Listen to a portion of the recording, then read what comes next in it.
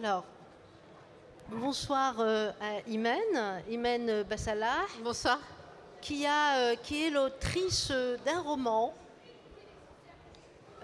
qui s'intitule Aïda ou le bonheur des dames. En fait, Imen est professeure de lettres, elle est écrivaine, elle a écrit plusieurs romans que je devais les citer, mais là je pense qu'on va aller directement parce que 15 minutes c'est très très peu.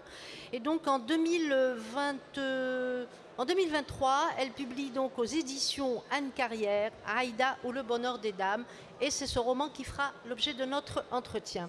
Alors Imen, je vais commencer avec ma première question. Aïda, donc, est une bourgeoise, une néo-bourgeoise qui souffre de magasinite. Et elle est, je vais vous citer, elle est shootée au vol quotidiennement entre petites et grandes prises. Page 81. Aïda ne vole pas par nécessité, elle vole par plaisir, elle vole par folie. Alors, dites-nous qui est Aïda, la protagoniste de votre roman, et comment expliquez-vous ces shoots au vol répétés? D'accord. Je suis tombée un jour sur une étude qui expliquait que la kleptomanie, comme la boulimie, était une maladie parce que c'en est une répertoriée par ce qu'on appelle le DSM, qui indique la maladie psychiatrique et ses codes, étaient des maladies essentiellement féminines, à 90%. Et j'ai voulu réfléchir à ça à travers ce personnage féminin qui ne peut s'empêcher de voler. Pourquoi quand on a tout, pourquoi vole-t-on? Aïda était pauvre, enfant, mais aujourd'hui elle n'a plus besoin de voler. Et pourtant elle en a besoin pour se sentir exister chaque jour. Et comme ça, c'est comme ça qu'elle revit un petit peu ses talents de comédienne aussi frustrée, etc. C'est-à-dire que la kleptomanie, en tant que maladie, je ne vous parle pas du petit vol de rouge à lèvres que nous avons toutes fait ou presque, mais en tant que maladie, en tant qu'on ne peut pas s'empêcher d'y aller, autant qu'on culpabilise après, etc., etc. J'ai perdu le fil du coup. J'en étais où? Parce que j'ai un bonbon dans la bouche. Pardon. Pourquoi vole-t-elle? C'est la question qui lui revient toujours, y compris elle-même, parce qu'elle le vit mal, mais c'est parce qu'elle se sent invisibilisée dans son quotidien. Et qu'en jouant ainsi entre les lumières des grands magasins, en jouant au chat et à la souris avec les vigiles, qui comme par hasard sont noirs, et je reviens dedans dans le livre, parce que ce sont aussi des objets inconsciemment de désir, en jouant avec les caméras des grands magasins, elle se sent vivre un instant. Elle joue à Attrapez-moi si vous le pouvez, elle joue à faire sonner les portiques. C'est son seul moment d'existence dans la journée, parce qu'autrement elle est rabaissée partout dans la vie. Elle voulait se rêver comédienne, elle devient ce que son mari dit gentiment, une petite prof. Et c'est ainsi qu'elle remonte un petit peu sur scène chaque jour. Alors, Aïda craint, elle nous parle de sa crainte de transmettre son amour du vol à ses enfants. Alors, Aïda a une fille et un garçon, mais elle n'a pas peur pour la fille, par contre, elle a peur pour son fils, Charmel. Et Aïda évoque la fêlure héréditaire. Et vous écrivez cette expression si chère à Zola, et on reviendra sur Zola tout à l'heure. Alors, qu'est-ce que la fêlure héréditaire dans la bouche, d'abord, selon Zola, et dans le cadre de la bouche d'Aïda? Alors, Aïda est éminemment littéraire. Elle adore Le bonheur des dames de Zola, c'est sa Bible. Et dans ce livre, il y a un personnage qui s'appelle Madame de Beauve, qui est une kleptomane, n'est-ce pas, qui vole tout le temps. Et Aïda se retrouve comme ça à réfléchir, parce qu'elle a toute l'œuvre des Rougon-Macquart, à ce qu'on appelle cette fameuse histoire de fêlure héréditaire dont Zola parle. C'est-à-dire que si vous avez un trisaïeul atteint d'alcoolémie, chez vous ça va se décliner dans un autre vice, etc. Donc elle a peur de transmettre le vice, elle a peur de transmettre le mal à ses enfants, et c'est une question qui la travaille tout le temps. Qu'est-ce qu'on transmet de malsain en fait chez les nôtres d'une façon ou d'une autre, parce qu'on est ce qu'on est en fait, et ça l'inquiète vraiment beaucoup. Elle dit les Arabes c'est des voleurs. Voilà, en fait moi j'ai voulu que ce soit une Arabe, pas parce que spécialement pour qu'elle me ressemble, mais parce que ça crée une tension de personnage incroyable, parce que évidemment toute sa vie elle a entendu dire son père a été viré parce qu'il prenait des chutes de tissu, son père qui était un livreur honnête, il prenait des chutes de tissu pour aider sa maman à coudre des choses, et donc en tant qu'arabe elle peut pas, encore moins que les autres, se permettre de voler. Ça la met en tension extrême. Merci. Alors vous, dans votre roman, vous revisitez le roman de Zola, donc Au bonheur des dames, publié en 1883.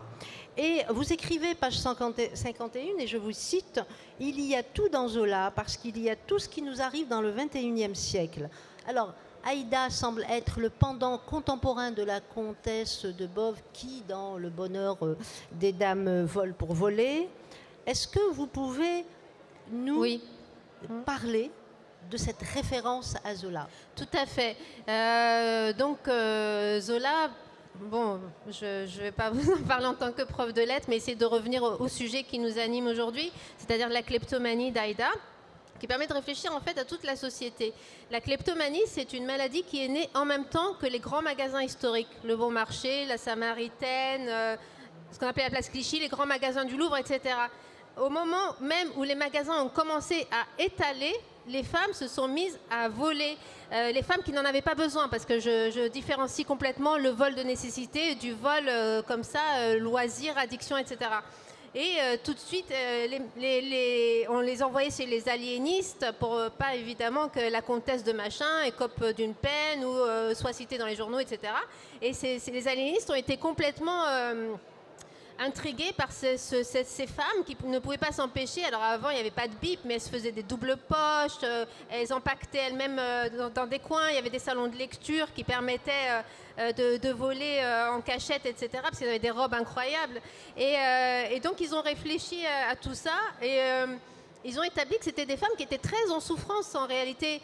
Et cette consommation qui nous anime aujourd'hui, qui crée du désir, elle crée du mal-être et du malaise. Et ça a commencé là, ça a commencé avec cet avènement des grands magasins qui devenaient, pour Zola le décrit très bien dans sa façon de décrire ces grands magasins, des monstres qui attaquent la femme. C'est pas la femme qui attaque ces monstres, ce sont ces monstres qui attaquent la femme.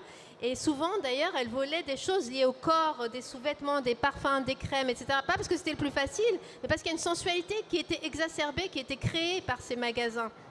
Elle ne pouvait plus s'empêcher, elle n'était plus libre. Certaines, celles qui ne volaient pas, se ruinaient, par exemple. Enfin, on a l'exemple aussi dans Madame Bovary, de cette héroïne qui se ruine chaque jour pour plaire un peu plus à ses amants, et les crédits, etc. Tout était déjà là au XIXe siècle. Continuité. Alors la dernière question, parce que le temps file, votre roman s'inscrit dans le cadre, alors je reprends, je crois que c'est sur la 4e de couverture, d'une réflexion sur les préjugés de classe et de culture et sur la transgression des interdits. Et comment cette réflexion s'inscrit-elle dans le cadre de votre roman? Comment cette réflexion sur les... C'est par tout ce que vit cette personne qui est mal dans son existence, comment elle traverse l'existence, comment elle n'arrive pas à devenir riche quand elle l'est vraiment, comment elle n'arrive pas à se sentir riche parce qu'elle a trop été pauvre, comment elle culpabilise. Elle se fait prendre parfois par les vigiles et évidemment on lui dit avec son air, son adresse, etc. « Madame, faites-vous soigner, revenez avec quelqu'un, etc. » Au même moment, quelqu'un qui se fait prendre, et ça c'est une scène à laquelle j'ai assisté pour 3 fois rien, pardon, parce qu'elle prend pour 300 € sans problème. On la raccompagne à la porte, merci madame, c'est pas grave. 2 boîtes de sardines, on lui vide ses poches, on l'humilie, cet homme, etc. Et tout le temps, en fait, par ce qu'elle traverse chaque jour dans ces grands magasins ou dans son intimité, on suit comme ça cette tension extrême de jamais arriver à être à sa place en réalité. C'est ça qui se joue avec Aïda.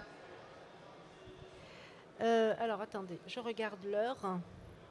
Il est 42, on a encore 3 petites minutes. Alors, je voudrais...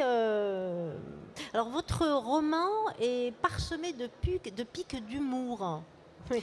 Et cette approche rend, de mon point de vue, elle rend votre personnage très sympathique et et attachante, même si le sujet est grave. Et pourquoi avez-vous, en tant qu'autrice, pourquoi avez-vous utilisé l'humour, justement, pour parler de ce sujet quand même qui est grave? C'est là où nous sommes effectivement dans les lettres tunisiennes aujourd'hui. Je pense que ce qui rassemble le plus le peuple tunisien, si on peut dire peuple aujourd'hui, c'est cette faculté de rire face à chaque malheur en réalité. Nous avons cette faculté d'avoir un rire, le fameux rire médecin, pour utiliser un titre de Molière. Et moi-même, voilà, c'est quelque chose d'intrinsèque qu'on ne nous ôtera pas, c'est qu'on arrivera toujours à rire, quelle que soit la pauvreté, quelle que soit la misère, quel que soit le malheur. Il y a ce rire qui revient et dont je ponctue, j'espère, cet ouvrage. Et c'est un comportement qu'on retrouve également beaucoup chez les Égyptiens. Alors, merci Imen. Merci à vous. Donc, je vous rappelle que le livre d'Imen Bassala, Aïda ou le bonheur des dames, est en vente à la grande librairie. Et c'est un roman que je vous recommande vivement. Vous rirez beaucoup et puis il vous plaira. Voilà. Merci. Merci Imen.